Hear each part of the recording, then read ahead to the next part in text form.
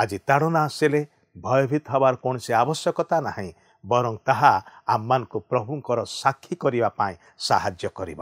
प्रभुंक ठारे भरोसा रखंतु। जीसुंक मधुर वाक्य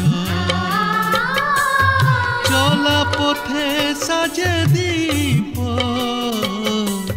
आमरी चरण पाई अलिभा आलोक देई जीवनर प्रतिपादे जीवनर प्रतिपादे पढ़ाई से सत्य पथ प्रदर्शिका से जे पथ प्रदर्शिका पथ प्रदर्शिका पथ प्रदर्शिका। दर्शक बंधु नमस्कार। पथ प्रदर्शिका विशेष कार्यक्रम को आपण को प्रभुंक नाम रे स्वागत करूछि। आपण आज केमिति अछंती, आपणकर परिवार केमिति अछि? मु विश्वास करे ईश्वरंकर महादयारु ताहांकर अनुकंपारु आपण निश्चय भलरे थिबे।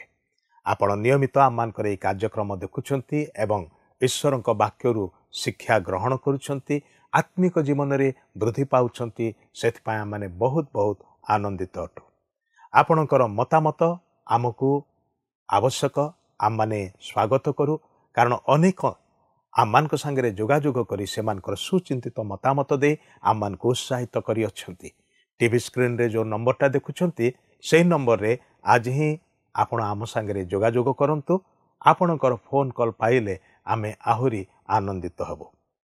प्रिय बंधु, गत आलोचना रे आम माने एक कथा चिंता करिथिलु जे जिहुदी नेता माने स्तेफान को प्रस्तराघात करी बद्ध कले, किंतु स्तेफान तांको उपरे प्रस्तराघात करुथिबा लोकमानकर निमंते प्रभुंक ठारे प्रार्थना करुछंती। सेमानक विरुद्धरे जेपरिकी एही पाप गणना न करा जाए सेथिपाई से ईश्वरंक ठारे निवेदन करुछंती। सेही समय साउलो नामक जने व्यक्ति जे कि सेही स्थान रे थिले, से स्तेफान को प्रस्तराघात रे मरिबार विषय निजे आखिरे देखिथिले, कारण सेठारे से मध्य संपृक्त थिले। साउलंकु प्रभु परवर्ती समय रे पाउलरे परिणत कले। साउल मंडली सबको ताड़ना करने को लगिले। घरे घरे पशि ख्रीष्ट विश्वासी मान को से बंदी करुथले। ताड़ना मध्यरे ईश्वर प्रेरित मान को आहुरी अधिकरु अधिक व्यवहार कले। 8 अध्याय रे आमाने देखु जे प्रभु फिलिप नामक जने व्यक्ति को व्यवहार करुछंती। से समीरण रे सुसमाचार प्रचार करने को लगिले। भूतग्रस्त मानक ठारू भूत सबु छाड़ी चली गले। खंज माने सड़खे चलवा को लगिले। पक्षाघात रोगी माने सुस्थता पाइकी उठिले। अनेक लोक ए समस्त कार्य द्वारा मंडली रे संयुक्त हवा को लगिले। पीतर और जोहन से माने समरिया को गले एवं नूतन विश्वासी मानक उपरे हस्त थोई प्रार्थना कले, जेपरिकी नूतन विश्वासी माने पवित्र आत्मा रे परिपूर्ण हो पारिबे। आमे जने नुआ विश्वासी को देखु जहांकर नाम थिला सिमोन। पीतर और जोहन ताहांकर सेवा कार्य को देखी ए सिमोन कौन कला ना मु मध्य ए प्रकार शक्ति पाइबा को चाहे, सेथिपाई से किछि टंका आनिला। पीतर एवं जोहन को जाचिकी कहला, मो पाई मध्य प्रार्थना करंतु जेमति कि मु मध्य आपण मानक भली शक्ति पाइबी। जहा मुंडरे हाथ थइबी से भी पवित्र आत्मा रे परिपूर्ण होई जिवो। प्रिय बंधु, ए विषय रे आहुरी अधिक तन तन करके आलोचना करिबा, किंतु आलोचना को जीवा पूर्वरु गोटे मन छुआ भक्तिमूलक गीत सुनिबा। मनर आखिरे देखिनी अथारे क्रूसर करुण छवि पाप पाई तुम तांकरी शरीरा रक्तरे गला भिजी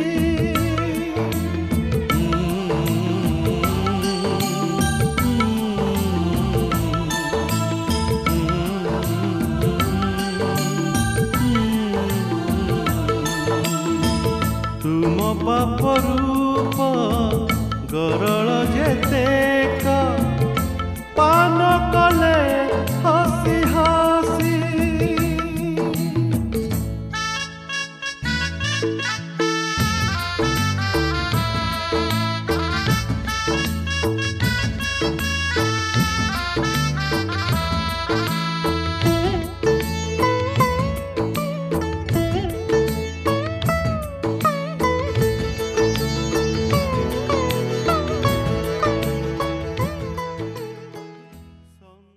ଆସନ୍ତୁ ବର୍ତ୍ତମାନ ଆମେ ପ୍ରଭୁଙ୍କର ବାକ୍ୟ ମଧ୍ୟକୁ ଯିବା।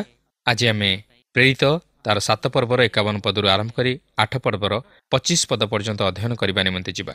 ଆପଣଙ୍କର ମନେ ଥିବ, ଗତ ପାଠରେ ଆମେ ସ୍ତିଫାନଙ୍କ ବିଷୟରେ ଲକ୍ଷ୍ୟ କରିଥିଲୁ, ଯେ କି ଇସ୍ରାଏଲମାନଙ୍କୁ ସେମାନଙ୍କର ଇତିହାସ ମଧ୍ୟ ଦେଇ ଈଶ୍ୱରଙ୍କର ମହାନତାକୁ ଜଣାଇ ଦିଅନ୍ତି।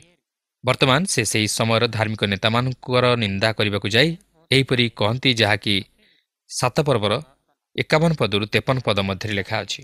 ହେ ଶକ୍ତଗ୍ରୀବ, ପୁଣି ଅସୁନତି ହୃଦୟ ଓ କର୍ଣ୍ଣ ବିଶିଷ୍ଟ ଲୋକେ, ଆପଣମାନେ ସର୍ବଦା ପବିତ୍ର ଆତ୍ମାଙ୍କର ପ୍ରତିରୋଧ କରୁଅଛନ୍ତି।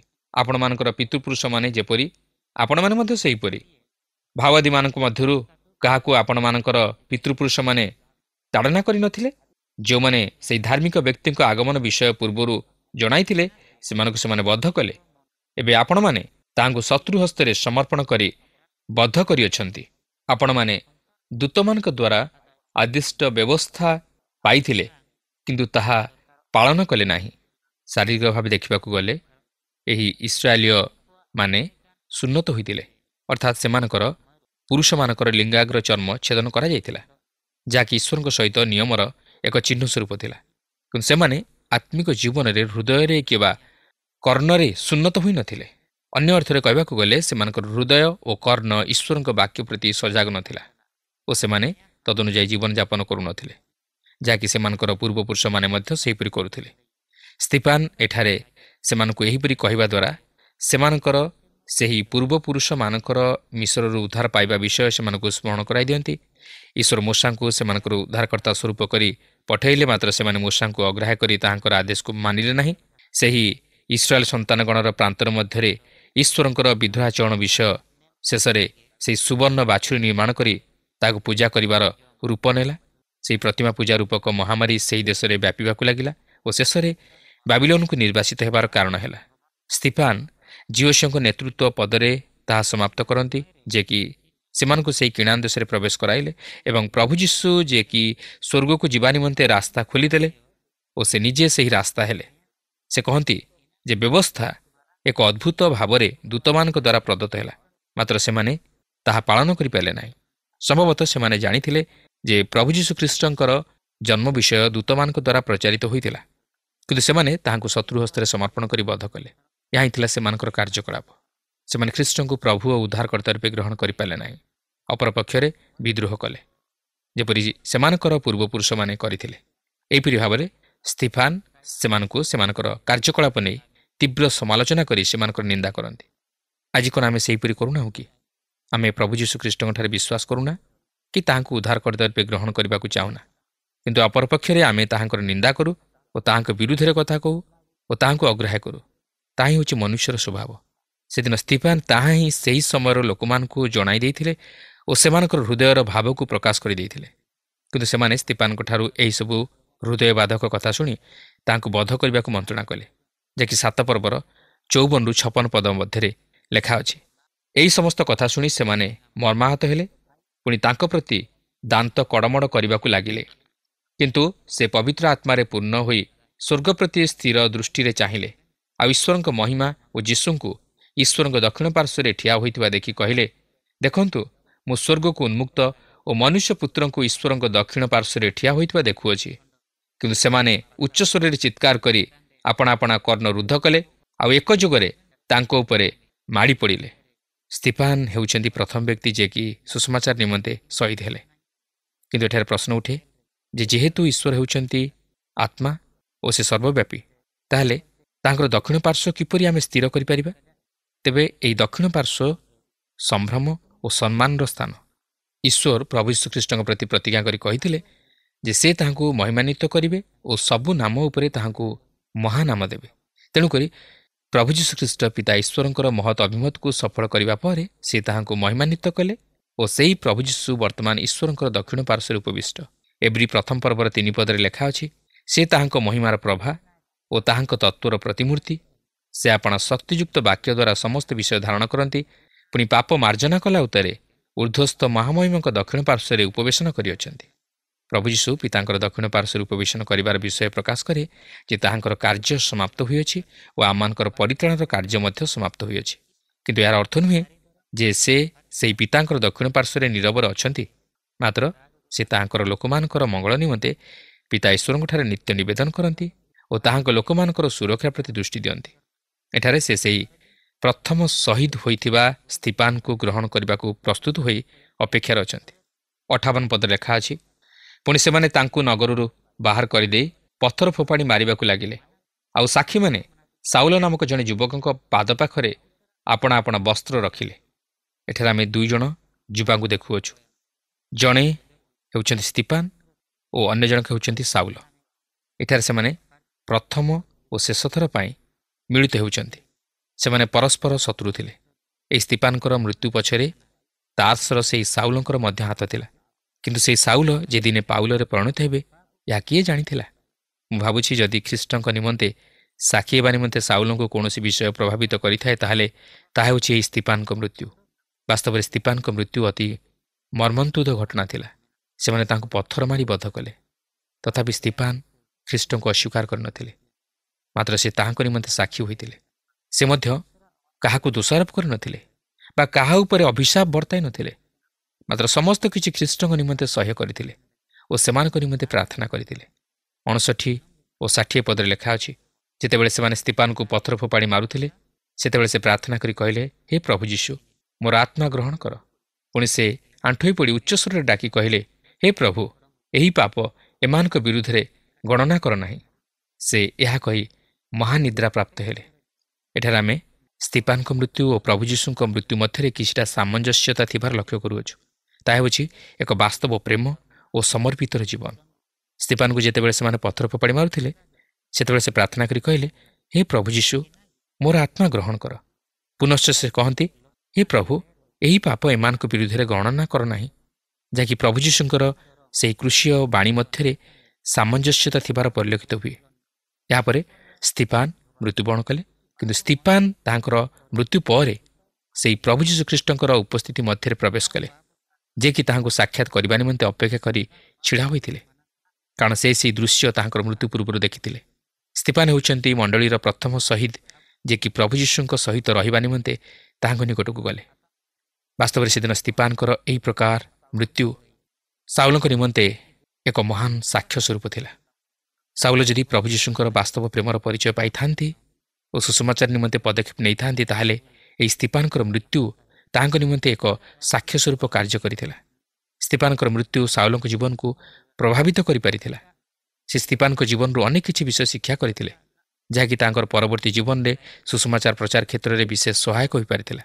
ସ୍ତିଫାନଙ୍କର ନିର୍ଭୀକତା, ସତ୍ୟନିଷ୍ଠା, ପ୍ରେମ, ସମର୍ପିତ ଜୀବନ ସାଉଲଙ୍କର ପରବର୍ତ୍ତୀ ଜୀବନରେ ଏକ ଗଭୀର ରେଖାପାତ କରିଥିଲା ଓ ସାଉଲଙ୍କର ଜୀବନକୁ ପାଉଲରେ ପରିଣତ କରିଦେଇଥିଲା। ପ୍ରତାରକ ପରିବର୍ତ୍ତେ ପ୍ରଚାରକ, ତାଡ଼ନାକାରୀ ପରିବର୍ତ୍ତେ ପ୍ରାର୍ଥନାକାରୀରେ ପରିଣତ କରିଦେଇଥିଲା।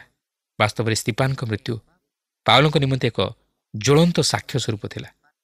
ମୁଁ ବିଶ୍ୱାସ କରେ ସ୍ତିଫାନଙ୍କ ସାକ୍ଷମର ଜୀବନ ସେହି ଦମେଶକର ପଥରେ ପ୍ରଭୁ ଯୀଶୁଙ୍କ ସହିତ ସାକ୍ଷାତ କରିବା ନିମନ୍ତେ ସାଉଲଙ୍କୁ ପ୍ରସ୍ତୁତ କରିଥିଲା, ଯଦ୍ୱାରା ପ୍ରେରିତ ପାଉଲ ପ୍ରଭୁ ଯୀଶୁଙ୍କର ପରିଚୟ ପାଇଥିଲେ, ଯାହାକି ଆମେ ପରେ ପ୍ରେରିତ ପାଉଲଙ୍କ ଜୀବନରେ ଲକ୍ଷ୍ୟ କରିବାକୁ ପାରିବା।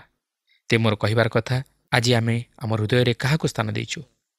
ଆମେ କ'ଣ ଜଣେ ଉଦ୍ଧାରକର୍ତ୍ତାଙ୍କର ଆବଶ୍ୟକତାକୁ ଉପଲବ୍ଧି କରିପାରିଛୁ? ଆମେ କ'ଣ ସେହି ପ୍ରଭୁ ଯୀଶୁଙ୍କୁ ନିଜର ବ୍ୟକ୍ତିଗତ ଉଦ୍ଧାରକର୍ତ୍ତା ରୂପେ ହୃଦୟରେ ଗ୍ରହଣ କରିପାରିଛୁ?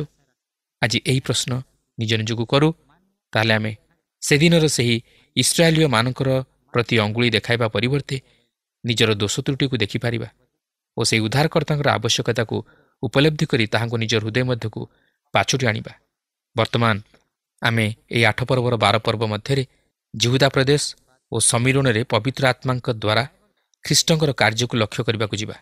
7 ପର୍ବର ଶେଷରେ ଆମେ ଏକ ଅସମ୍ଭବ ପ୍ରକାରର ଘଟଣା ଘଟିବାର ଲକ୍ଷ୍ୟ କରିଥିଲୁ, ଯାହାକି 2 ଜଣ ଯୁବକଙ୍କୁ ନେଇ ଘଟିଥିଲା, ଯେଉଁମାନେ କି ସେହି ସମୟର ଆଦ୍ୟ ମଣ୍ଡଳୀକୁ ବିଶେଷ ଭାବେ ପ୍ରଭାବିତ କରିପାରିଥିଲେ।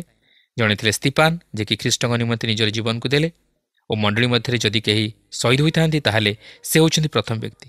କିନ୍ତୁ ଅନ୍ୟ ଯୁବକ ଜଣକ ଥିଲେ ଫାରୁସି, ଯିଏକି ସ୍ତିପାନକୁ ପଥର ପକାଇ ମାରିବା ନିମନ୍ତେ ଅନୁମତି ଦେଇଥିଲେ।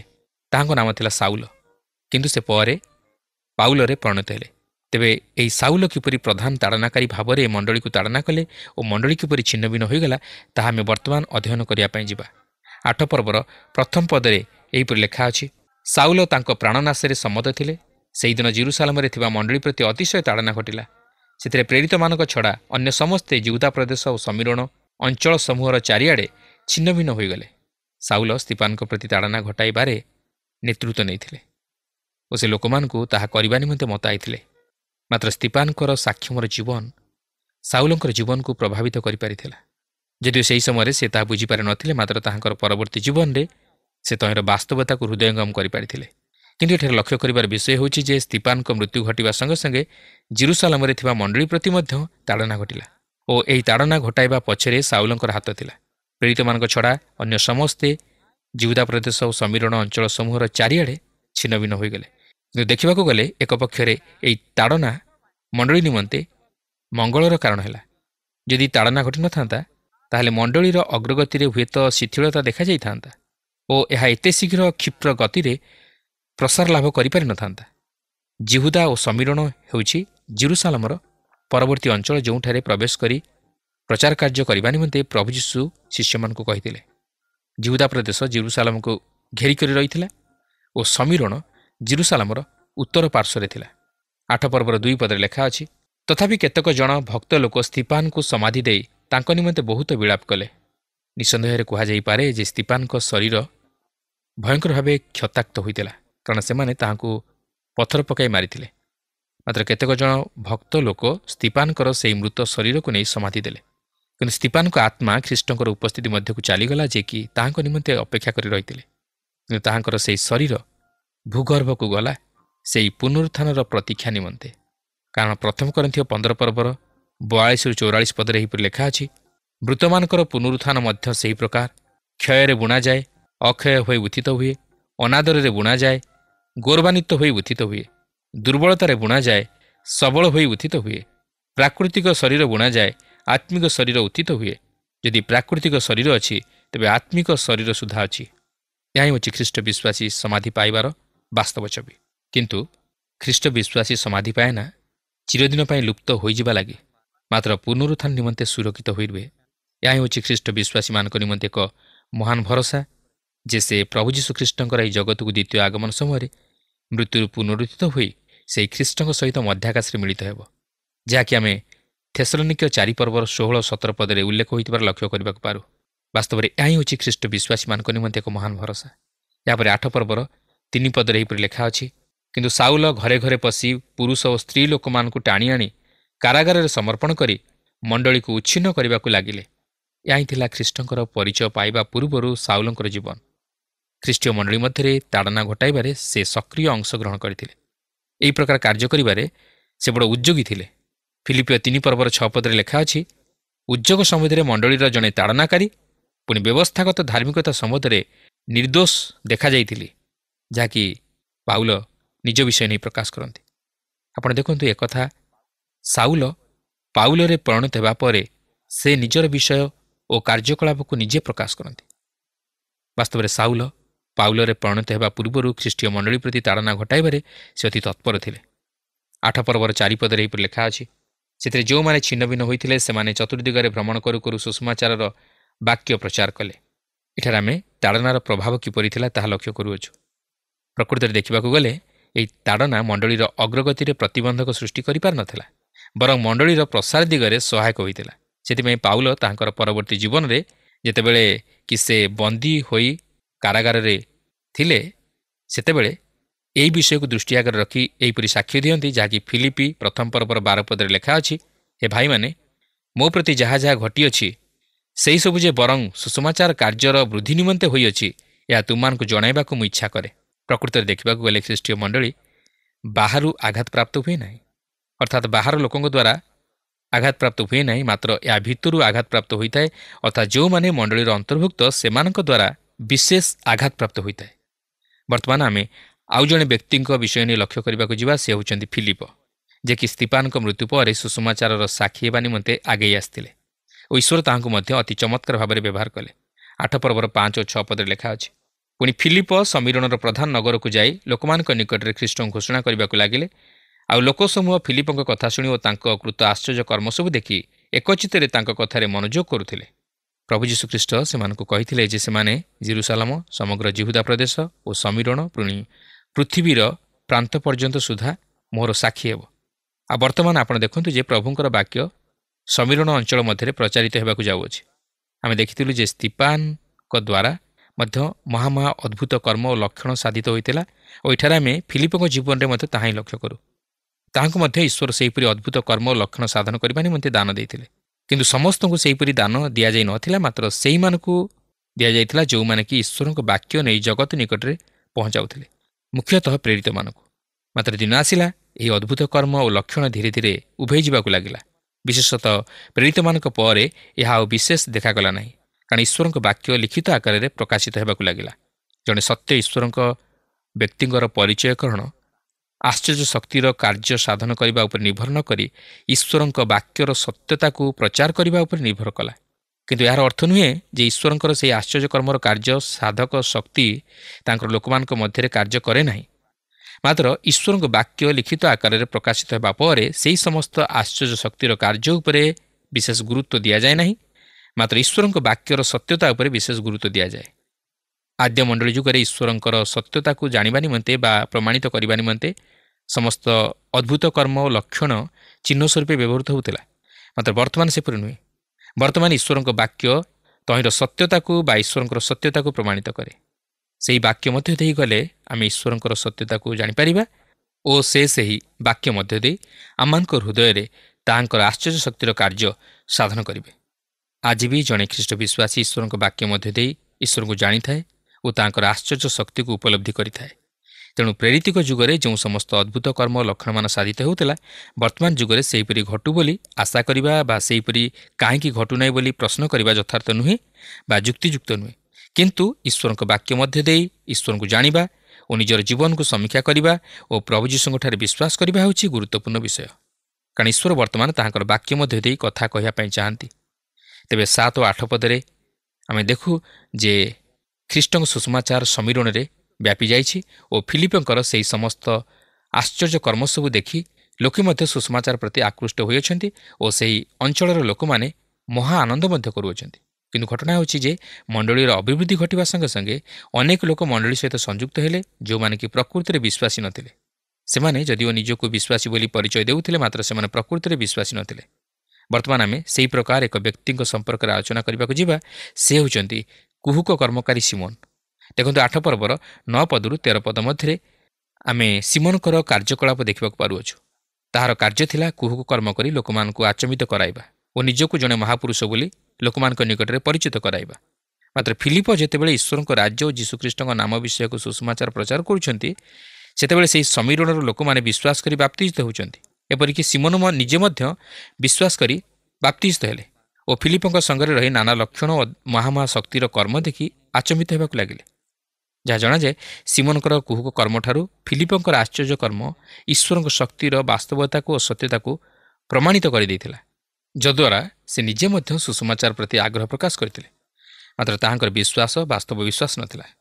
ସେ କେବଳ ସେହି ସମସ୍ତ ଆଶ୍ଚର୍ଯ୍ୟକର୍ମ ଓ ଅଦ୍ଭୁତ ଲକ୍ଷଣ ସବୁ ଦେଖି ତହିଁରେ ବିଶ୍ୱାସ କରିଥିଲେ, ମାତ୍ର ବାସ୍ତବ ଭାବରେ ହୃଦୟର ସହିତ ଖ୍ରୀଷ୍ଟଙ୍କଠାରେ ବିଶ୍ୱାସ କରିନଥିଲେ। ଯଦିଓ ସେ ବିଶ୍ୱାସ କରି ବାପ୍ତିସ୍ମ ଗ୍ରହଣ କରିଥିଲେ, ମାତ୍ର ସେ ସମ୍ପୂର୍ଣ୍ଣ ମନ ପରିବର୍ତ୍ତନ କରିନଥିଲେ। ତାଙ୍କ ଜୀବନରେ ବାସ୍ତବ ପରିବର୍ତ୍ତନ ନଥିଲା କି ସେ ଖ୍ରୀଷ୍ଟଙ୍କୁ ଉଦ୍ଧାରକର୍ତ୍ତା ରୂପେ ହୃଦୟରେ ଗ୍ରହଣ କରିନଥିଲେ। କାରଣ ଆମେ ଏହାର ପରବର୍ତ୍ତୀ ଅଂଶଟିକୁ ଅଧ୍ୟୟନ କଲେ ଜାଣିପାରିବା ଯେ ସେହି କୁହୁକ କର୍ମକାରୀ ସିମୋନଙ୍କର ବିଶ୍ୱାସ ବାସ୍ତବ ବିଶ୍ୱାସ ବା ମନ ପରିବର୍ତ୍ତନ ନଥିଲା। ଏହାପରେ 8 ପର୍ବର 14ରୁ 17 ପଦ ମଧ୍ୟରେ ଆମେ ଦେଖୁ ଯେ ଯେତେବେଳେ ପ୍ରେରିତମାନେ ଶୁଣିଲେ ଯେ ସମୀରଣରେ ପବିତ୍ର ଆତ୍ମାଙ୍କର ଶକ୍ତିର କାର୍ଯ୍ୟ ବହୁଳ ଭାବେ ବିସ୍ତାର ଲାଭ କରିଅଛି, ସେତେବେଳେ ଜେରୁସାଲେମରେ ଥିବା ପ୍ରେରିତମାନେ ପିତର ଓ ଯୋହନଙ୍କୁ ସେହି ସମସ୍ତ ବିଷୟ ଦେଖିବା ନିମନ୍ତେ ସମୀରଣକୁ ପଠାଇଲେ। ଏହାପରେ 18-19 ପଦରେ ଆମେ ଦେଖୁ ଯେ ସିମୋନ ଟଙ୍କା ଦେଇ ସେହି ଦାନକୁ କିଣିବାକୁ ଚାହିଁଥିଲା, କାରଣ ସେ ସେହି ଦାନ ଦ୍ୱାରା ନିଜର ଲାଭ ଉଠାଇବାକୁ ଚାହିଁଥିଲା। जेहेतु से एथिपूर्व कुहुक कर्म द्वारा लोक मानक आचंबित कर निजक जड़े महापुरुष बोली देखे होता।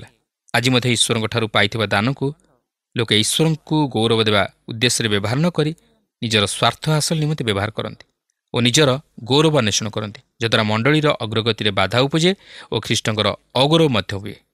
यापर 20-23 पदे आम देखू जे पीतर एठारे सिमन को कहती, सिमन तुम हृदय ईश्वर निकट सूची नुहे, तुम्हें वास्तव में मन परिवर्तन करना।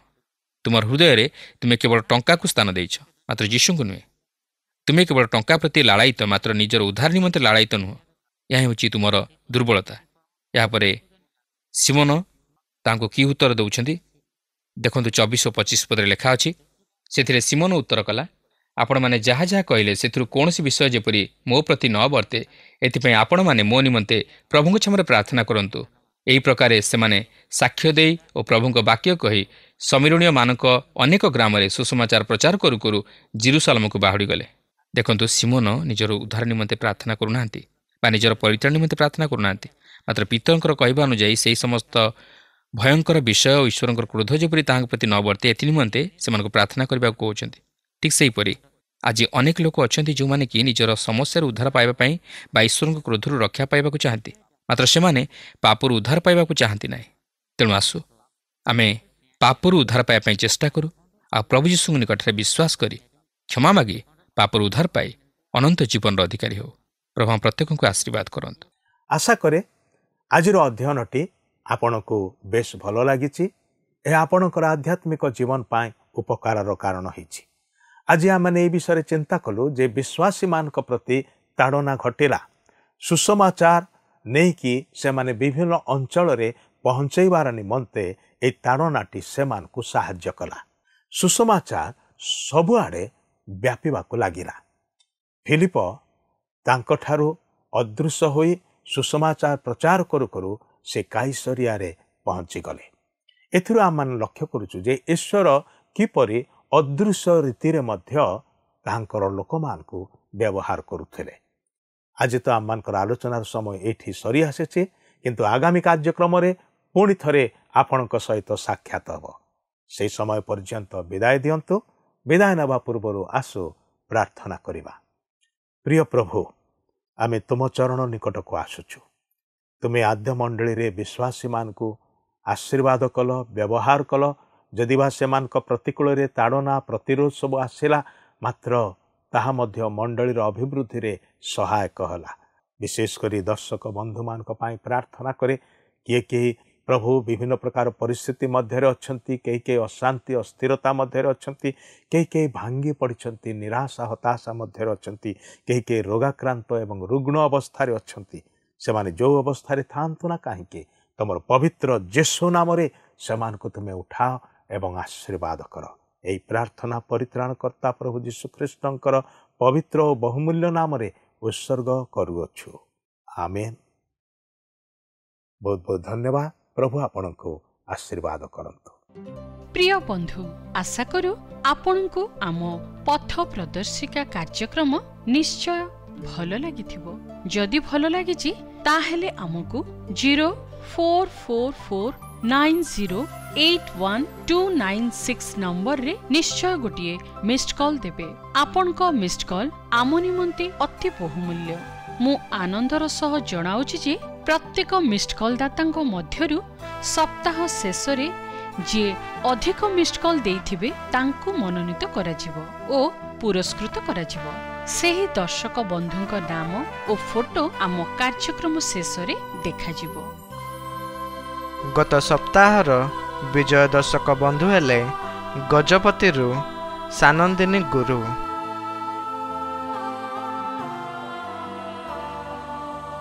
प्रार्थना और अधिक जानिबा निमंते फोन रे आम सह जोगाजोग करि परिबे। आम टेलीफोन नंबर हैला 9777221415 आउ आम ठिकाना टीवी स्क्रीन रे दिया जाई अछि। धन्यवाद।